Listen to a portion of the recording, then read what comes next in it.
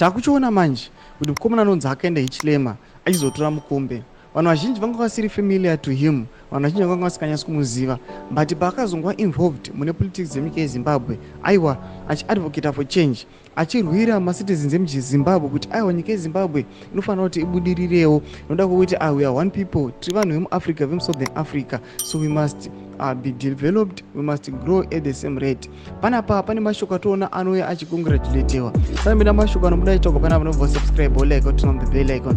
Vakomana vano opposite the ruling party na majara Jairus vanoposta a picture aiwa ari ku funeral at the late former first lady weZambia Onyera achiti, you can feel his humility, compassion and leadership even in his moment of silence. Akaenda Hichilema is the type of a leader Southern Africa needs.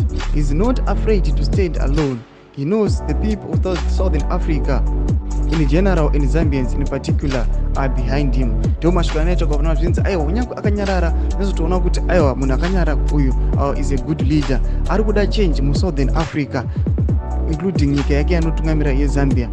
Watoona mashike kuti aiwa anogona kumira zvake ari ega achinyatsa kuziva kuti kunyange vamwe vakauya vakati vakatipe nyika yeZimbabwe championship iri illegitimate, kunyange akathreatenwa achinzi was a security threat, anogona kumira ega achiudza kuti vakomana akafadza naye raba naye mashoulders muchiita zvamunoita, but inini ndinomira nechokwadi. Panapa tuna vanhu vanotodemba kuti aiwa vezvedu taitungamirirwa nemutungamiri uyu, aiwa tingadei zvedu nyika yeZimbabwe tiri pamafuro manyoro. Mbududze mafungiro enyu munoti kudii pamusoro pemashoko awa atinoti aiwa akaenda Hichilema, vanhu vese voshuva kuti aiwa dei zvake anga ari mutungamiri wedu. Pinda comment section medu musana no subscribe or like, turn on the bell icon.